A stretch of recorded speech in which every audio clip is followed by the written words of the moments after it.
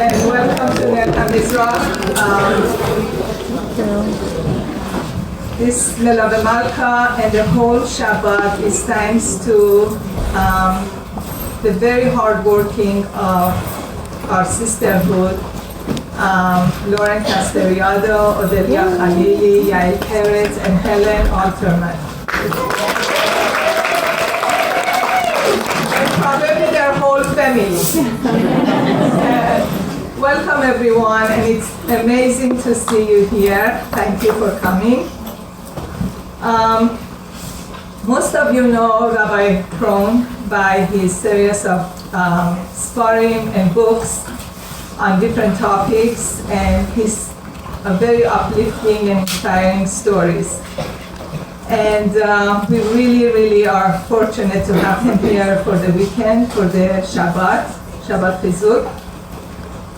But I feel like I have a different connection to Rabbi Krohn. My husband and I took the Poland trip about 6 years ago, summer of 2018. It was organized by Mesora organization and led by Rabbi Krohn. We visited the Eastern Europe and all the communities and some concentration camps and Kibbutz Tzadikim. It was an amazing, uplifting trip. And non-stop stories and histories by Rabbi, constant. And the point I want to make as special connection with him is that there was a group of over 60 people, a full busload, and at the end of the trip, they formed a WhatsApp group. And on this chat, now I don't know how many tens of hundreds of people formed these groups throughout Europe or Israel, other trips that Rabbi Krohn had led. And what happened was at the end, they formed these groups, which was amazing. And immediately after we came back, Rabbi Krohn started sending messages, short and very sweet stories and Divrei Torah, Erev Shabbat and every Yom Tov. And you can imagine all these people inspired by his attention, love, affection, a show of connection and belonging. And this is what we experienced throughout the Shabbat. Every time he got up to speak, his stories, his experiences, all inspiring and touching us heart and soul. And that's what Rav Paysach Krohn is. B'li ayin hara, you should be well, with healthy mind and healthy body and nervous strength in your life to continue giving, inspiring, and touching the heart of souls of all these Jews throughout the world. Amen. Thank you very much for joining us. And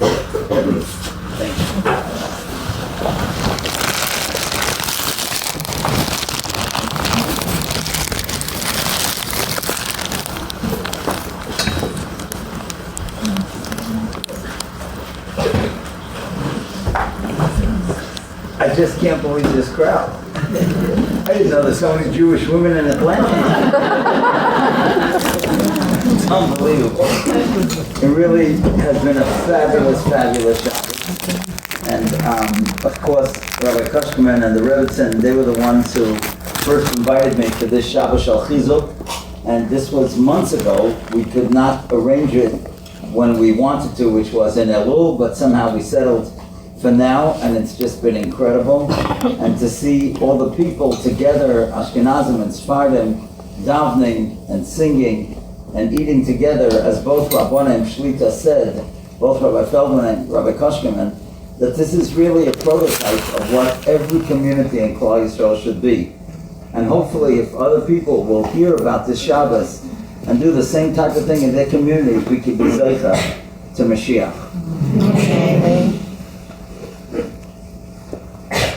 I decided to speak tonight about a very important topic that is negeya specifically for women.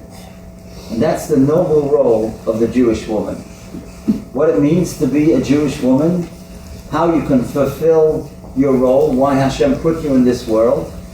And for all those that are not yet mothers, our bracha is Mitzvah Hashem, you'll all be mothers and grandmothers. And so therefore, now that you're not yet married, you'll be able to learn from the mistakes of others. And you'll be that's why it's so great that you're here, all these young ones, or very young ones. So I want to begin by telling you something very interesting that happens at the Seder. We know that there are 4 sons, the Chacham, the Rasha, the Tam, the Sheini, the Elisha, and the whole Haggadah is a Lashon Zohar, except when it comes to the 4th of the children, Sheini Yodei Elisha, the one who doesn't even know what to ask. And the Baal Haggadah says, At Paysach Loi. You should open him up. You have to tell him what to ask. He doesn't even know what to ask. But At is Lashon Nekeva. But should have said Atah, right? The whole Haggadah is Lashon Nekeva. So they say 2 different answers. The first one is At, Aleph to Tov, is the first letter to the last letter. So when you have a child who doesn't even know what to ask, you got to tell him everything, from Aleph to Tov. So that's why it says At Paysach Loi. You got to tell him everything. And that's why some of Mepharshim say that the Torah begins Bereshis bara Elokim. What did Hashem create? S. From Aleph to Tov. Hashem created everything. So that idea of Aleph to Tov fits in the Torah in the first pasuk, that Hashem created everything from Aleph to Tov, and it fits over here that you have to tell this child. But there's another pshat. And all of you mothers will be able to identify with this, that when there's a child in the house that needs special attention, it's the mother that gives it to the child. The father sometimes is nowhere to be found. When the kid is brilliant, right? When the kid is brilliant and he knows 5,000 Mishnayos Baal Peh, the father showing off, right? He's so happy to take him to shul and to the rabbanim, right? But heaven help you if the kid needs extra special attention, right? It's the mother who does it. At Paysach Loi. Now it's very interesting that the Torah tells us something so interesting when Chava, the first woman, was created. It says, Vayikra ha'adam shem ishtoi Chava. Adam called his wife Chava, and listen to what the Pasuk says, Hi haisa aim kol chai. She was the mother of all living beings. She was the first mother. And if she was the first mother, so she was the mother of all living children that came after her, all the rest of the generations. So the Ksav Seifa asks a very interesting question.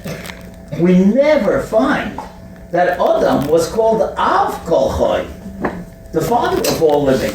If she was the mother of all living, so Adam was the father of all those that lived afterwards.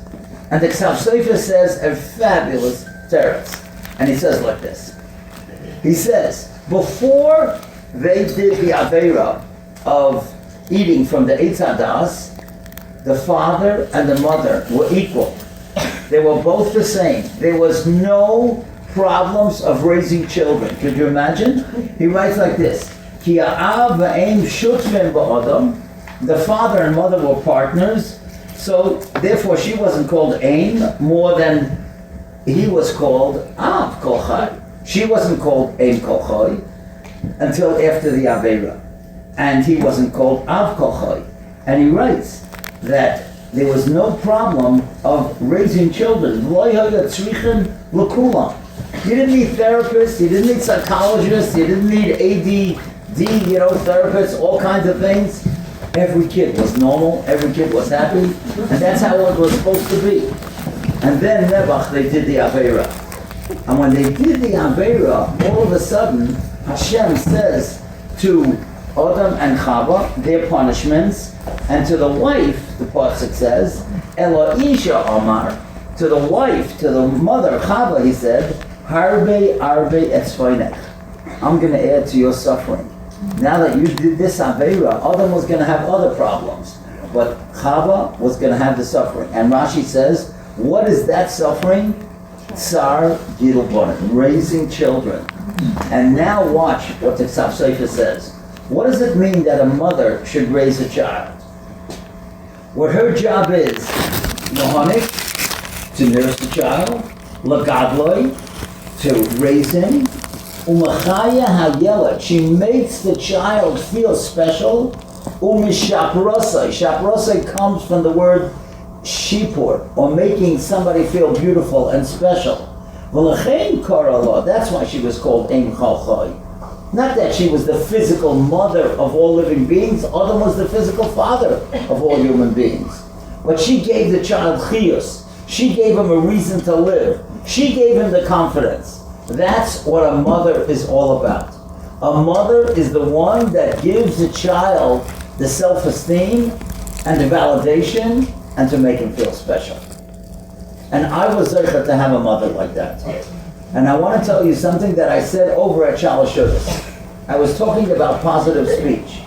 And those of you who were here this afternoon after the Kiddush, when I spoke at Beth Jacob about chesed and about caring for others, I spoke that even in families, one can do chesed for each other. Now, when I was 21, my father passed away. And I became a moil, and I learned meal from my father before he died, and I had other people that trained me, but it was very, very difficult. And as a 21-year-old, it was difficult to get brisson. You know, how many people wanted to trust a young boy, a young man, I wasn't married at the time, you know, to be the moil. As I told them this afternoon, I would walk into a house, and a grandmother would see me and say, "Oh, you look so young." So I said, "The baby's also young." To make a joke out of it. But obviously people weren't taking me. Certainly not the way they were taking my father. And I would come home sometimes and I would ask my mother, "Ma, any calls?" And she said two of the greatest words ever. She said, "Not yet." Now, she could have said no, because there were no calls. But that's not what she said. She said, "Not yet." You know what "not yet" meant to me? That right now there's no calls, but you just stick around, you'll see. You're going to be so busy you won't even know what to do with yourself first. And that's what it means. Lahonik, to nurse, to raise, umechaya hayelad umeshaprosai. Make that child feel alive and make him feel beautiful and make him feel special. That's exactly what Ein Kol Chai is all about. Now I'll tell you, I once had a bris many, many years ago, and Rabbi Hutner, who was brilliant, he was the Rosh Hashiva of Chaim Berlin, and he was a tzaddik. And the next day when I came to visit the baby, the father of the baby, who was a Talmud of Rav Hutner, I was telling him how special it was to have Rav Hutner as a tzaddik. He said, "I want to tell you something that Rav Hutner once said. It's so remarkable." He said, "It's every single language." Now, I don't know, except Hungarian. I don't know why. But whatever. In every single language, the word for mother has the M sound in it. Either the letter M or the letter Mem. Madre, mother, mare, mommy, but Ima, everyone has the letter Mem or the M sound. A father is different. Abba, Padre, Papi, you know, Daddy, whatever.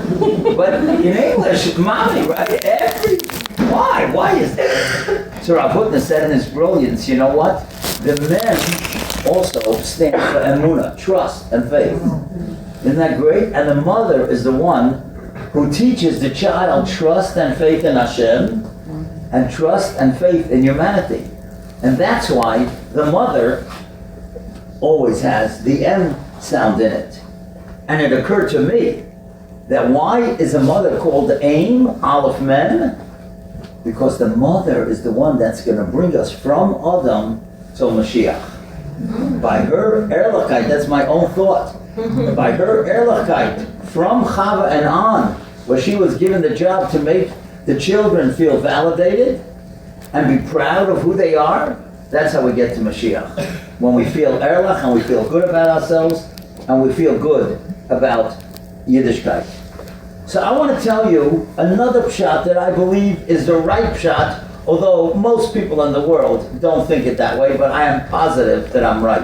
as you'll see in a second. The Gemara tells us, Asara kabim sicha yerdu la'olam. 10 measures of conversation came down to the world. Tisha natlu nashim. 9 measures the women took.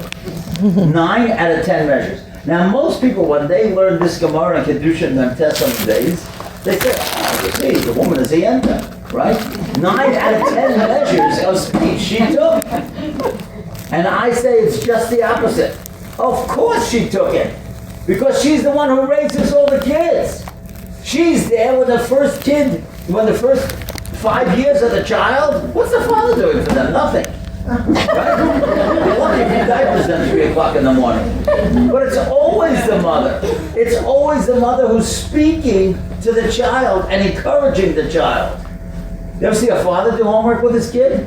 It's the mother's. She's sitting there doing the math, doing the chumash she can, and she's doing everything, right?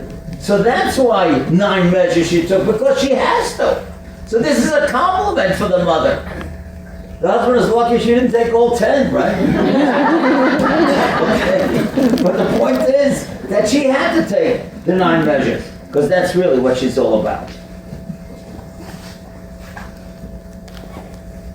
So I want to read you something very interesting. First of all, I will never forget, I was always listening to the tapes of Rabbi Miller, and he once said something so incredible. David HaMelech, when he asked Hashem that he should be helped, so in the Pasuk, we say it in Hallel, Kuf Tezayin, Pasuk Tezayin, on Hashem. Hashem, please help me. Ki ani avdecha, because I am your servant. And then he says, Ani avdecha ben amosecha. You know why I'm your servant? Because I had a mother who was your maidservant. Ani avdecha ben amosecha. David HaMelech is saying, you know how I became what I became? Because I had such a mother. So I want to ask you, just if anybody knows, I'll tell you the answer in a second. Does anybody know? It doesn't even say her name. And Rabbi Miller pointed out, because many times a woman doesn't have to be front and center. She doesn't have to be in the headlines. She's home raising the kids. She's behind the scenes. She's the one who's helping her husband become who he becomes. So many times she's not front and center. That's why it doesn't even say her name. Does anybody know what her name was? Anybody know David HaMelech's mother's name? Yes. Not Sevet. Boy, how did you do that? You're right. Okay, very good. The lady with the baby right there. Okay. So now the Gemara, it's interesting. In Baba Basra, Tzadik Aleph 91a in your Art Scroll Gemara, tells us the names of 3 mothers that most people don't know. One of them is the mother of Avram Avinu. Her name was Amasloi, if you want to remember that. The mother of David was, as the lady said, Natsevet. Natsevet, the daughter of Adoel. And the mother of Shimshon was Tzlaphonis. So that was her name, just so that you know it, but it's not mentioned often, obviously. So I want to read to you something. This is a song. I'm not going to sing it for you, but I'm just going to read it for you. And it is absolutely incredible. The name of this poem or song is called No Charge. And it goes like this. My little boy came into the kitchen this evening while I was fixing supper, and he handed me a piece of paper he'd been writing on. So after wiping my hands on my apron, I read it, and this is what it said. For mowing the grass, $5. For making my own bed this week, $1. For going to the store, 50 cents. For playing with baby brother while you went shopping, 25 cents. For taking out the trash, $1. For getting a good report card, $5. And for raking the yard, $2. Well, I looked at him standing there expectantly, and 1,000 memories flashed through my mind. So I picked up the paper, turned it over, and this is what I wrote. For the 9 months I carried you growing inside me, no charge. For the nights I sat up with you, doctored you and prayed for you, no charge. For the time and the tears, and the cost through the years, no charge. For the nights filled with dread and worries ahead, no charge. For advice and knowledge and the cost of your college, no charge. Here's my favorite. For the toys, food, and clothes, and wiping your nose, no charge. Son, when you add it all up, the full cost of my love is no charge. Well, when he finished reading, he had great big tears in his eyes. And he looked up at me and he said, Mama, I sure do love you. Then he took the pen and in great big letters he wrote, paid in full. Paid in full. Paid in full. And that says it all. You know what that says? Never, ever expect thanks. The only time your children will ever appreciate what you've done for them is when they have their own kids. And then they're going to say, I can't believe, Mom, you did that for me? You got up 3 o'clock in the morning and you were ready to throw me out the window? No charge. That's really what it's all about. And I'll tell you something interesting. You know, as I told you numerous times over Shabbos, I have a very, very close relationship to my mother. Unfortunately, she was an almana for many, many years. And when she first became an almana, I still was not married. I lived at home. And I have a wonderful wife, Baruch Hashem. So the furthest that we ever lived from my mother was 2 blocks, 2 or 3 blocks. So we were very close and we could talk about anything. And one time, now my mother was not like me. She was not a public speaker or whatever. You know, she would never get up and speak in public, ever. And she hardly ever went outside the house. She didn't go to any speeches. The only speeches she ever went to were mine. But she was a homebody. But she read everything. Everything. And she knew classical music backwards and forwards. And she was a fabulous writer. I learned writing from her. So I remember one time we were sitting and talking, and we were talking about old age.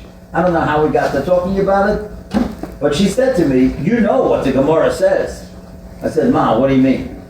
She said, the Gemara says that an old woman is a treasure in the house, and an old man coughs. I said, Ma, what are you talking about? Now, my mother used to read long before art school. I don't know if any of you ever saw these little red Gemaras. They were printed by a company in England called Sansino. And my mother used to have a Sansino Gemara on her desk. I said, Mom, what are you doing with the Gemara? She said, I just want to be familiar with the names and what they're talking about. I will never ask you anything about the Gemara and you don't ask me. I like to read. So she would read about Rab Zera, and she would read about Abaya, you know, she learned Bava Metzia, Bava Kama, whatever. So I knew that she knew some things, but again, she never would ask my father anything when my father was alive. She knew that women, you know, are not studying Gemara, but she just liked to be familiar with it. If she read Shakespeare, so she wanted to read Shas. So I said, Mom, where'd you get that from? She said, it's a Gemara. I said, Mom, what Gemara? She said, I'm not going to tell you. You find it. So I said, where am I going to find this? And sure enough, it's in Erechem Daf Yutet Amud Aleph. You can't believe it. Now listen to what the Gemara says. Saba b'beisa, a grandfather in the house, Pocha b'beisa is a calamity. Sapta b'beisa, the Gemara says, but a woman, an old woman, a bubby in the house, Sima, she's a treasure in the house. Now we all know this, and I know this. I remember my mother-in-law, when she would come in, she lived in Denver, she would come into New York. In 5 minutes, once she came into the house, she was wearing an apron, she was in the kitchen, she was either cleaning or baking or playing with the kids on the floor. And what happened when the grandfather came? He took out a newspaper. He didn't even look at the kids. He didn't even come to the kitchen unless he was being served. So the Gemara is right. Okay, he didn't say that the grandfather coughs. He just said that he's a calamity. Fine. But the point is, you see what's going on here. How Chazal understood the value of a Jewish mother, no matter what age. And the truth is, I made a list of things that Jewish mothers have to do, and all of you are doing it. I don't know how you do it. You could be a nurse, a therapist, a cook, a waitress, a breadwinner, a teacher, a wife, an advocate, a daughter to the older parents, and a seamstress. Most of you are doing all of this. I don't know how you do it. It's amazing, right? Nobody ever gets credit. That's what the No Charge Psalm is all about. That you come to this world, Hashem has a role for you, and you're all fulfilling it in such a beautiful way. But one of the things that a woman has to know is that she's most likely never going to get the real credit that she deserves. Only Hashem can give that credit. So I want to tell you a very interesting Gemara. And again, I'm going to ask a question, and maybe the lady in the back with the baby will know the answer. We'll try. So now listen to this. During the first Beis HaMikdash, there was a time when the Jews stopped going to bring korbanos to the Beis HaMikdash. The Beis HaMikdash was over 400 years. At that time, it wasn't yet 400 years. But after a while, people stopped going to Yerushalayim to bring korbanos. And there was a Yiddish king. His name was Yoshio.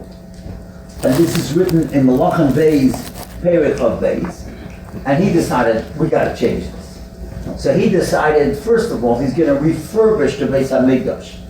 Because if you have a room like this and nobody walks in here for 2 years, so the floor is going to buckle, the ceiling's going to peel, the paint will come off. And that's what was happening in the Beis HaMikdash. And Yoshio felt terrible. So he decided he's going to call the Kohen, Chilkio HaKohen, and he said, listen, I want you to start putting away money because we're going to refurbish the Beis HaMikdash, and I'm going to travel all around the country, and I'm going to get people to come. Now, that's what he did, and sure enough, after the Beis HaMikdash once again looked beautiful, people started coming. And when he saw that people are coming, he wanted to get the money from the Kohen to be able to continue refurbishing the place and make it look beautiful like it once was. So he sent his secretary. His secretary's name was Shaphan.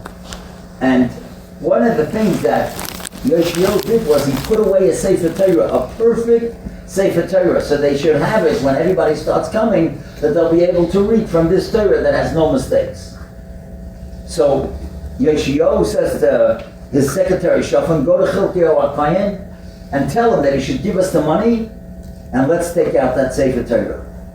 And sure enough, of course, Chilkio gave him the money to give to the king, and then they took out the Sefer Torah. Now, because of what I'm about to tell you, I believe Sholem, that when a man gets an aliyah at the Torah, there's always a message for him. Always. Except the Kohen and the Levi, because they always get the first two. Right? But otherwise, anybody who gets, whether Shlishi, Rabbi, Hamishi, why did Hashem make it that the Gama should give you that aliyah? Because there's a message. You just got to find it. So now they open up the Sefer Torah, and it's a terrible message. It's in Devarim, in the Teichacha, and it says, Yoylech Hashem oischa v'yesmalkacha. There's going to come a day when Hashem is going to send you and your king out of Eretz Yisrael. And they were so frightened. How could this be the message? They're opening up the Sefer Torah, they want to bring it to the king. And this is what the Torah is telling them? So they went back to Yoshio, and they said, dear king, what should we do with this message? He said, we got to get somebody to daven. And the Gemara tells us that Yirmiyahu Hanavi was alive at that time, but that's not who he called. He called a woman to daven because of that awful message. Does anybody know who that woman was? Yes. Very good. Oh, very good. She's learning well. Okay, Chulda, she's right. And the Gemara asks a question. Hey, Chishodar, Shavik Yirmiyah. The Gemara is in Megillah Yadalit on the base. How did he leave Yirmiyah the Navi? And he went to ask, he went to ask her, Chulda, to daven. And the Gemara says an amazing thing. Mipnei shenoshim rachmani esay. Because women are more compassionate than men. And the Mashal says, what does it mean that they're more compassionate? They They have the capacity more than men to change the gezerah that Hashem had in mind. They can switch the things from bad to good. That means that all of you have a greater responsibility to daven for what's going on in Eretz Yisrael than the men do. Because Noshim Rachmaniyos, because you have more compassion than men, and you daven with more sensitivity. You ever go to the cave of Rachel and see how the women are crying and davening? Or to the Kaisel by the women's side? They're davening with feeling. And that's what the Gemara says, women have more feeling when they're davening. So that's a tremendous responsibility. As a matter of fact, one of the most moving moments every year used to be when I was a teenager. I was in Camp Aguda, and on Tisha B'Av we had a Rav. It just happened to be this was the Rav of our shul in Kew Gardens, and he was the Rav of Camp Aguda. His name was Rabbi Yaakov Tarabam, Zecher Tzadik Uvrocha. And every year Tisha B'Av at night, we would all be sitting on the floor or on low benches, and he would take out a medrash, and he would cry, and everybody would cry with him. And this was in the Eicha Rabbah Perik Chav Daled, the introduction to Medrash Rabbah of Eicha. And it tells the story that Hashem was crying when he had to be destroying the Beis HaMikdash. And he said, Oili al Beisi, I feel so terrible about my home that I have to destroy. Bonai, Hichamatem, where are you, my children? You're no longer in Yerushalayim, I have to send you out. Where are my Koyanim? And he said to Yirmiyah, go out and daven. Find Moshe Rabbeinu and tell him to daven. And the Medrash says that he called Moshe Rabbeinu. And he said, daven, for the Jewish people, they shouldn't have to go to Golos. And Moshe Rabbeinu davened, and it didn't help. Then Hashem said, go to Avram, go to Yitzchak, go to Yaakov, each one of them. They davened, and it didn't help. They didn't have enough schusim. And then finally he went to Rachel. And Rachel started davening to Hashem and said, Hashem, how could you be jealous? Take a look at me. Yaakov worked 7 years for me. And then my father made a trick, and I knew that Leah was going to be put in instead of me under the marriage canopy. And I wasn't jealous. I even helped Leah. I gave her the signs, the simonim, so she wouldn't be embarrassed. So if I'm not jealous of my sister, how could you be jealous that the Jews served Avodah Zarah? It's true they shouldn't have served it. But you're jealous that they served other gods? I wasn't jealous. So if I'm not jealous, you shouldn't be jealous. And you know what Hashem said? Famous in Yirmiyah. Koyamar Hashem. Kol barom anishma. I hear a voice on high. Nechi v'his amrurim. I hear a bitter cry. Rachel mavaker alonel. Rachel is crying on her children. Meyana linochem. She can't even be consoled because her children are no longer in Eretz Yisrael. Omar Hashem. Hashem says, Mini kolech mibechi. Refrain, hold back your voice from crying. Ve'enayich min dima. And your eyes from tears. Ki yesh sachal lepulasech. Because of what you did for your sister, there's going to be reward. V'shovu me'eretz oyev. They're going to come back. Who did Hashem promise to? Not to Moshe, not to Avram, not to Yitzchak, not to Yaakov, to Rachel, the woman. And that's why Yoshio went to Huldah. Because a woman, all of you, have such capacity to daven and to change the terrible things. And that's why every single day, without fail, you should be saying Tehillim. Every woman. Even if you say one parak about Eretz Yisrael. But there could be no day from tomorrow on that you don't say Tehillim for Eretz Yisrael. Now today somebody in Shul showed me something so incredible. His name is Mr. Lerner, Shlomo Zalman Lerner. I forgot his English name. I think Steve, I'm not sure. Yeah. Steve Lerner? Steve, yeah. Okay. And he showed me a kapitel in Tehillim. I must ask my Rabbi why people aren't saying it. I know we say Kuf Lamed, Sher Malas Memamak, and we say Chav Gimel, and we say Kuf Mem Beis. But this parak, number 140, it is unbelievable. It talks about vicious, nasty people, Chamasim, as if it's saying Hamas. And it says it 3 times in the parak. And it says, Hashem, get rid of these terrible people, the Chamasim, who are killing us and doing terrible things to us. It's really a period that should be said. Period Kuf Mem, look at it. I'm going to ask my Rebbe about it. And it's something that talks to all of us, especially today. So whether you say Kuf Mem, or whether you say Kuf Lamed, or Chav Gimel, or Kuf Mem Beis, every single day, women should be davening for Eretz Yisrael, because it's you, not the men, that can take care of the tefillas. I want to tell you another thing. Very interesting story. Many years ago, I was in Bnei Brak with my children, my son, my daughter-in-law, my wife, and we went to visit Rabbi Michal Feinstein. Rabbi Michal Feinstein was related, obviously, to Rav Moshe, but he was the son-in-law of the Brisker Rav, Rav Velvel Soloveitchik. Rav Velvel Soloveitchik, in the late 1940s, the early 1950s, he was considered the Gadol Hador, him and the Chazon Ish. So you could imagine if the Gadol Hador took Rav Michal Feinstein as a son-in-law, that he was very special. So we went, to get a bracha and to talk. And then, in the middle of our conversation, his wife walked in, Rebbetzin Lifsha. I had never seen her before. She's the daughter of Rav Velvel Soloveitchik. When do you ever get an opportunity to meet a person like that? So I said to her, I'd like to ask you something if you don't mind. I have the opportunity to speak to parents about chinuch. What would your father say that I should speak about? Did you ever hear your father speak about chinuch habonim? Educating children? She thinks for a moment, and she says, I want to tell you a story that happened in Brisk. And the first words out of her mouth was so shocking, after she paused to think, she said, in Brisk we had some terrible people. Now, I always thought that everybody in Rodden was a tzaddik, and everybody in Brisk was a tzaddik, and everybody in, all these places, right? In Kovna, only tzaddikim, right? But they were cities like every other city. And she said, one night, there was a political debate. Now, I don't know the difference between Ben Gurion or, what was his name? Ben Gurion and Jabotinsky. They had different ideas about Zionism. And there was a debate. There were some people in Brisk that were for Ben Gurion's policy, the other was for Jabotinsky.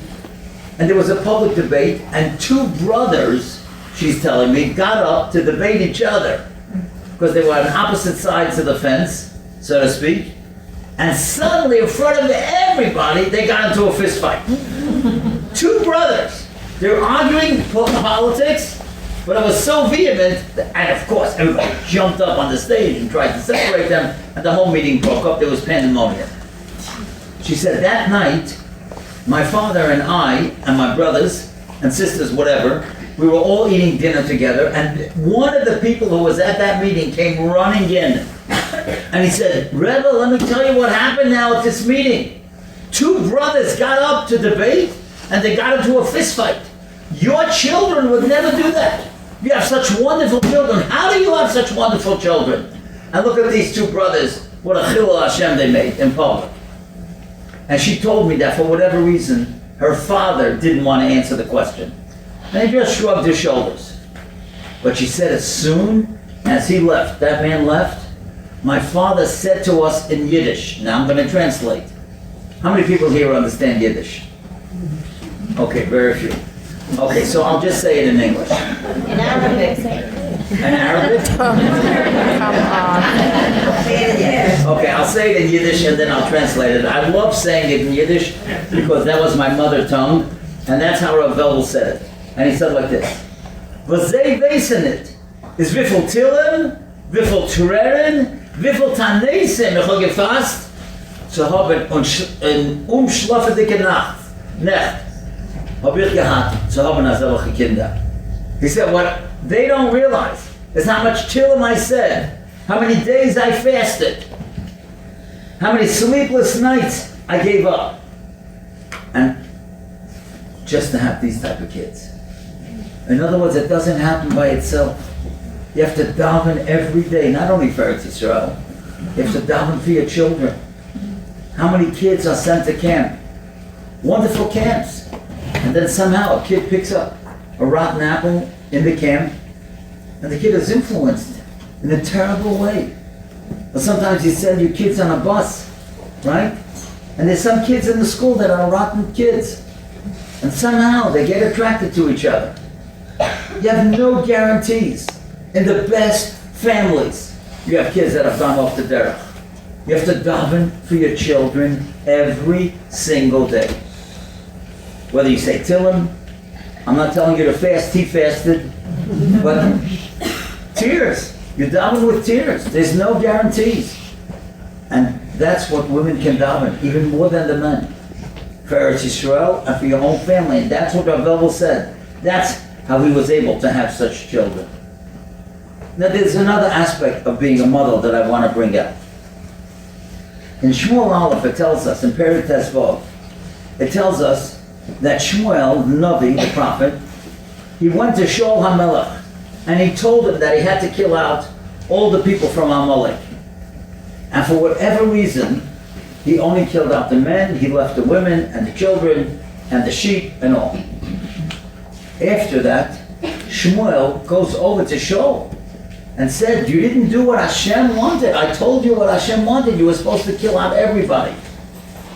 So Shmuel, so Shaul says to Shmuel, this is in Shmuel Aleph, Perek Tezvav, Paysach Chavdaleth, Chatasi, I made a mistake. I did an Avera. Avarti espi Hashem v'yes dvorecha. I violated what Hashem said and what you told me. Why? Ki oresi es ha'am. I was afraid of the people. I was afraid they would say, how could you kill out the women? Ve'eshma b'kolam, and I listened to them. Now listen to what Shmuel says to Shaul. After Shaul said, I was afraid of the people. I know I'm the king, but I was afraid of the people, so I didn't do it. I didn't listen. I made a mistake. And Shmuel says, even if you're small in your eyes, Roy Shifta Yisrael, you're the head of Klal Yisrael. God made you the king. What do you mean you're afraid of people? You're the king. And that's what I say to all of you mothers. You're the queen of your home. Don't be afraid of the kids. Many parents are afraid of their children. Oh, if I say no, oh my goodness, they're going to be sad. So what? You have to be able to say no to your child.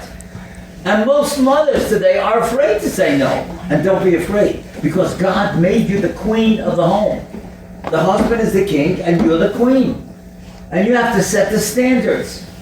And if the kid is going without his helmet, you tell him. You're not riding your bike. Oh, Mom, there's other kids that the mothers let them ride without a helmet. Yeah, I care about you. Maybe those mothers don't. And if you have a curfew for them on Motzei Shabbos, Mom, the other kids can stay out till midnight. Why are you making me come home by 10:30, 11? Because I care about you. I want you to be safe. You're the queen of the house, and you set the policy together with your husband. And if they are single mothers, they should not be afraid either. They are the ones that set the policy. And what happens is we're afraid of the children. We're afraid to say no. And that's not what you're supposed to do. Now I want to tell you something very interesting. It's so important how the children visualize you. So I once took a survey of 5 women. And I said to them, and you could all try this. Try it tonight if the kids are still up, or tomorrow. And the grandmothers could try it as well. Tell the kids to draw a picture of you. And see what they draw. So I said this to the 5 women, and they all got back to me. And they said like this. One mother told me, that the child drew a picture of her cleaning strawberries. That was one child. Another one said that she made a picture, the daughter made a picture of her mother watching Yiddish League. You know, they have Little League games for the boys. And the mother was at one of the games watching the boys play baseball Yiddish League. Another one had the mother baking latkes.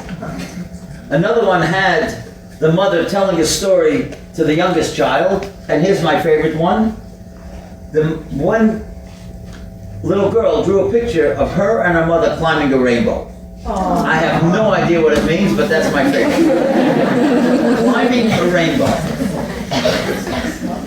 All these 5 girls are my daughters and daughters-in-law.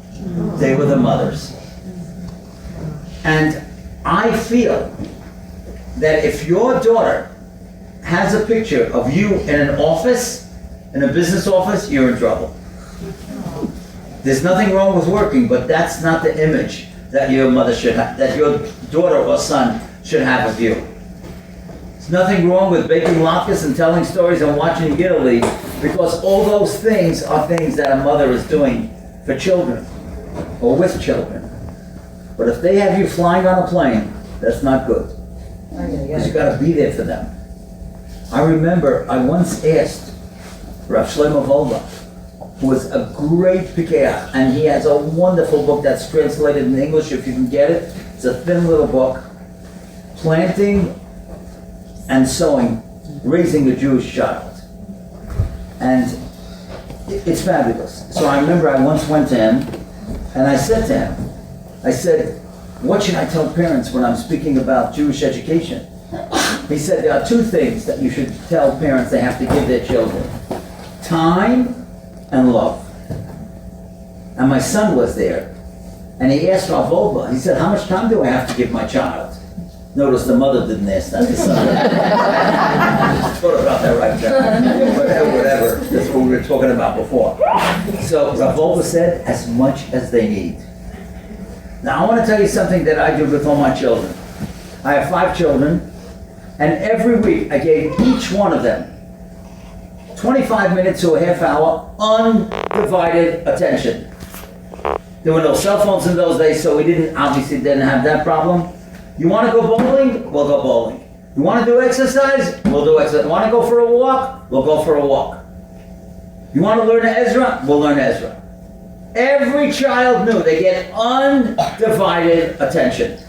If there's any mother here who doesn't know the names of their daughter or son's 3 best friends, you got homework to do. And you could go home and tell your husbands, if they don't know the name of the Rabbi of their child, or they don't know the name of the Gemara that their child is learning, they got homework to do. Think about this. When was the last time you had a real conversation with your daughter or your son?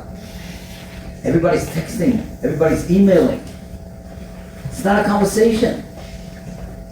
Not you forgot your lunch, you forgot your helmet, how was school, what'd you get on the test? You know, those are not conversations.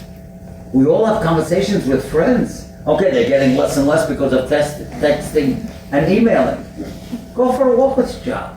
Find out what's on their mind. And all of a sudden it's a different relationship. And I want to tell you something. I'm giving all of you a bracha. I gave it to Rabbi Feldman last night. I don't know if the Rebbe's sincere, if she's here, or I want to give you something, by the way. But anyway, I told it to them because they're old enough to do it, and those of you that are not yet old enough with grandchildren should know this. One of the highlights of my life is every Thursday night. I have what's called a Zaidi conference call. That means that at 10:30, all my children and many of the grandchildren, especially the ones that are married already, Baruch Hashem, we all get on the phone at 10:30. And I speak to them for 15 minutes. What I heard from David Krohn, where I traveled, what I did, something new, whatever. And they can interrupt by all means. They're, intelligent people, Tamir Chachamim, Balei Seichel. And if I say something, sometimes I'll ask a Shaila that came up and I say, what do you guys think about that? And back and forth. The women are speaking, the men are speaking, but that's a family time. So those of you who have grandchildren, and those of you who have children, make it a family conference call. And that's how you bring a family together. That's how you educate children. You want your children to love you and to look up to you. And they all want to be validated. And they all want icons. And if they don't have you to look up to, they're going to find somebody else to look up to. And that's what happens. Why do some kids go off? Because they have nobody to validate them. And they're looking, and sometimes it's terrible friends that validate them. We have to be so careful. in our being parents. And you know something? I remember one time Rav Shmuel Kamenetsky soll sein gesund. Shmuel Benita Etel should have a refuah shlema. I remember one time he said at an Agudas Yisrael convention, he said, you know, in benching we all say, Harachamon hu yivorech es ovi moiri. Hashem, please, the compassionate one, bless my father, my teacher, and my mother, my teacher. He says, not every father's a teacher. You know, a lot of people who go out and do other work, whether they're doctors, lawyers, graphic artists, whatever. So what do you mean, Ovi Moyu? Imi Moirosi? Not every mother's in the classroom. He said, you know, every father is a teacher. The way you bench, the way you talk about the rabbi, the way you spend your leisure time, you being a role model. One of the most important things in parenting for a father or a mother is to be a role model. What styles do you dress in? I'm not talking about sneakers. I'm talking about styles. Are you trying to imitate what the goyim wear? Or what other people, respectable people, wear? Do you yell and scream? Is your house a holy place of terror? You know, there are many people. Ramat Yisrael Solomon, Zecher Tzadik Livracha, used to say, some of these kids are not dropouts, they're pushouts.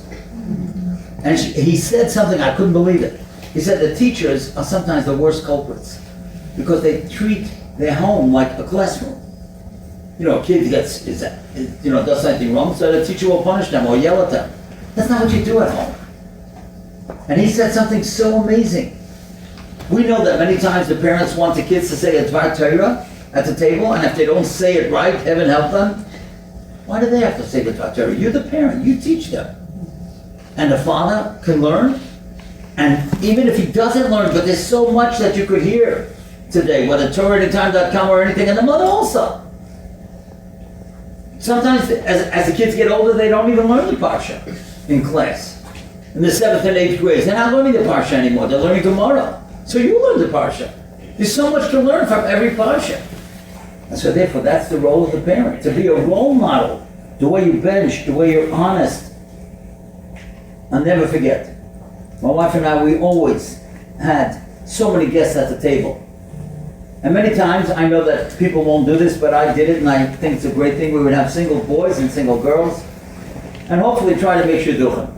You never know. So we once had this boy, he was from Chicago, and the girl was from Boston.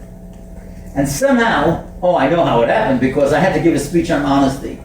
So I figured, I'll bring up the topic and, we'll talk about it. So the boy says, I'll tell you, I'm an accountant, and it's very easy for me to falsify some of the accounts. I said, why is that? He said, I grew up in Chicago, and my bike was once stolen when I was a kid. I was 11 years old. And I came home, and I was crying because somebody stole my bike. And my father got into the car, we looked all around, we couldn't find it. Maybe somebody was driving it or they had stolen it. And then, at night, my father wanted to put in an insurance claim. And there was a deductible. But the deductible wasn't going to cover it. He would have to pay too much for himself because of the deductible. So I heard him tell my mother, let's raise the deductible. Let's raise what the price of the bike really was so that we'll be able to get more back from the insurance. Now, I knew that wasn't true. And I certainly wasn't going to go into the kitchen to say anything to my parent. But I saw that, if you have to, you have to. It's no problem. And the girl who I wanted to make the shit up with, she was from Boston. She was horrified. And she said, I want to tell you what happened with me. She said, I went to public school and I had to be in a play. And there were 20 kids in the class, but only 10 kids could get uniforms from the place where they sell the uniforms. And I felt bad. I wasn't one of the 10 that was chosen. So I asked my mother, Mom, I know where the teacher went. She went downtown. She told us the name. So could you go and get me a uniform? I also want to have a uniform. So he was a Jewish mother, even if she wasn't from. And she went and she got her daughter a uniform. So now 11 kids had uniforms and 9 didn't. The day after the play, the mother said to the daughter, look, the teacher's going back to that place. Give her your uniform because she's going there anyway. So why do I have to schlep downtown? But the kid forgot to give it to the teacher. She took it, but she forgot to give it to the teacher. So she came home at night, or came home after school, and she said to the mother, so the mother asked her, did you give it to the teacher? So she didn't want to say she forgot. She said, I told the teacher that if she's going, I would give her the uniform. And she said, oh, if I didn't pick it up, I'm not returning it. So the mother said, that's what the teacher said? That's terrible. She's going down. I'm going to call her right now. Ma, don't call her. She said, why shouldn't I call her? She said, I lied. I really forgot. And when she said the word I lied, she said the look on her mother's face was so pale. Like, how in the world could her daughter lie? She said, I have never lied since then. Because I saw the image of my mother's face. What she felt like when I said I lied. By the way, that shit did not work. In case you had any doubt. Right. So I just want to end with this thing, and then we'll review, and I'll tell you a fabulous story. My wife and I were once in South Africa in Cape Town, and we saw the most magnificent poster. It was in the house of Ivan and Alida Lerner, who are tremendous people in Kiru, and they had a big sign. You have to give your children 2 things, roots and wings. Roots and wings, and that is so important. Roots. You have to give the child the understanding of where we come from, what our roots are. Not only our parents and grandparents, but what Yiddishkeit is all about from Har Sinai. That we're the greatest nation, and we have the greatest Torah, and the ingredients for a happy and a healthy life. That's the roots. But you have to give them wings. You have to give the opportunity for a child to make a mistake. You have to show them that you trust them. Now, I have a son, Eliezer, Rabbi Eliezer. He's a Rav today to say a tremendous Paysach in many, many different things. And he always says that one of the things that changed his life, was when he was 17, or no, probably 19, because he already had a license, and it was winter break. And his chevra, his friends in the Beis Medrash, they wanted to go to the Poconos. And one of the guys, somebody had to come up with a car. And he was talking to my wife, and he said, there's somebody who's going to bring a car and he's going to drive. And my wife said, no, I don't want him to drive, I want you to drive. Because you, I trust. And he said that when my wife, his mother, told him, I want you to drive because you, I trust, he felt so validated, he felt so special. Now he knew car could be dangerous, but the point is his mother trusted him. And he said it changed his life. It's amazing. I would not think that would be something. But that's what it was. That's the roots and the wings. You have to give your child an opportunity. You can't be a helicopter mother. You can't be a micromanager. Every little thing that the child does and says you have an opinion, don't. Because otherwise, like our Montesquieu said, the child is not a dropout, he's a pushout. They need some freedom. You have to learn to say no, as we said before, but you have to give them freedom. So let's review, and then we're going to end with a fabulous story. Let's remember, At Pesach, that's what it says in the Haggadah. The mother is always there. Lashon Nekeva, for that child, Sheni Yedei Elisha. She was the Ein Kol Choy. Chava was the Ein Kol Choy. Why? Because once the curse was that raising kids would not be easy, she was the one that Mishaprosai made him feel special, like my mother did when she said those words, not yet. Let's remember that poem of no charge. You're never going to get thanks. You're never going to get the real credit that you're supposed to get. Hashem will pay you back with nachas and mazel. That's really the one that can pay you back. Let's remember what we learned from Huldah. Huldah, why did the Yoshio, the king, he didn't ask Yirmiyah to daven, he asked the woman to daven, because Noshim Rachmaniyos. So you have a capacity to daven, don't forget to daven every day for Eretz Yisrael, and every day for your children. Don't forget, as Rebbetzin Soloveitchik, Rebbetzin Feinstein said about her father, Rabbi Soloveitchik. He fasted, he said Tillim, he cried. I'm not telling you to fast, but I'm telling you to say Tillim. And say Tillim with a Oscrow or one of these Tillims that have the English translation, so you know exactly what you're saying. You don't have to say a lot, just say one or two. But say those that are meaningful, and you say them with tears and with compassion. I once heard a great expression. If you stand for nothing, you'll fall for anything. If you stand for nothing, you'll fall for anything. You have to be the one. Remember, you're the queen of the house. And you have to be able to say no to your children. Don't be afraid. Because in life, people will say no to them. Many girls are not going to get in the seminary they wanted. Many girls are not going to get the job they wanted. Many girls are not going to get the shidduch they wanted. It's going to work out. They'll get the job, a different one, they'll get a different shidduch.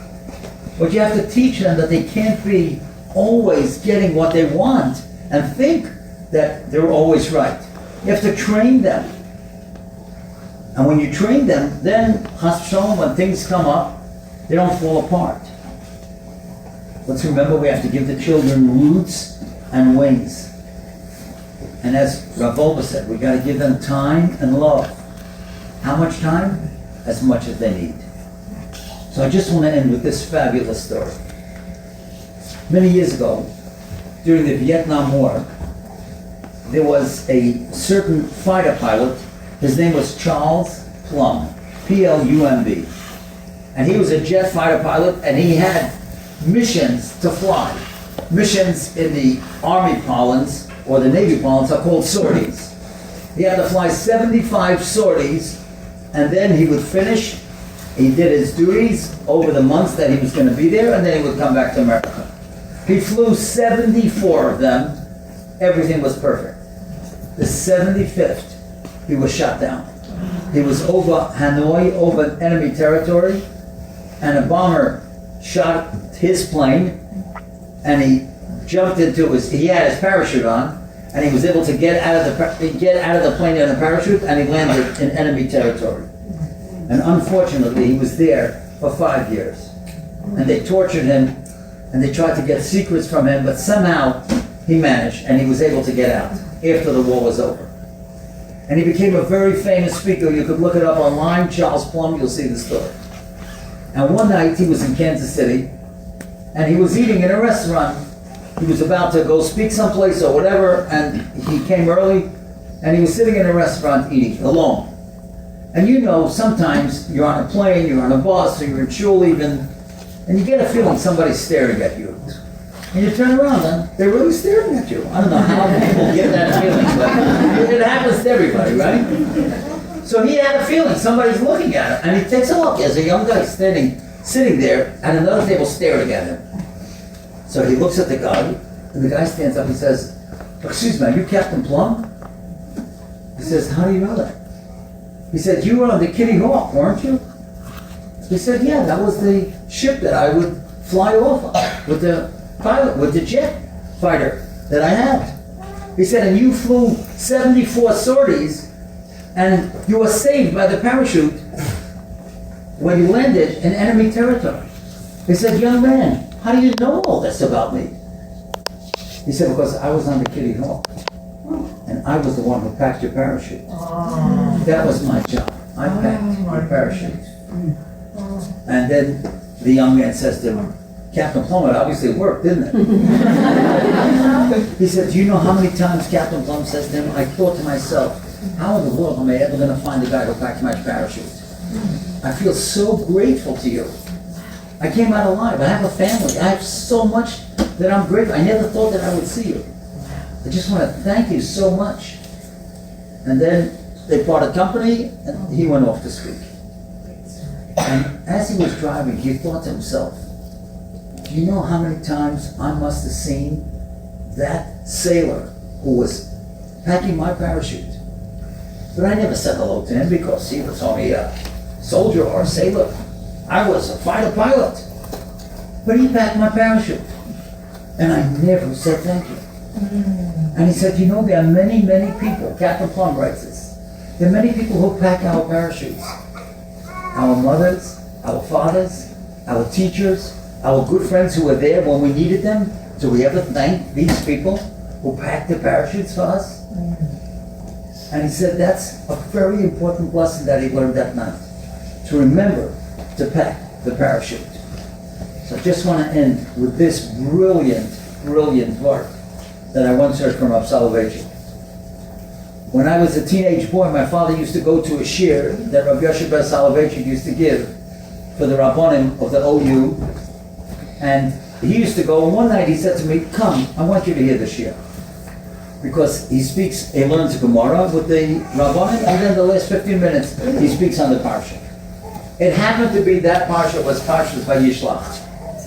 And I will never forget what I heard that night.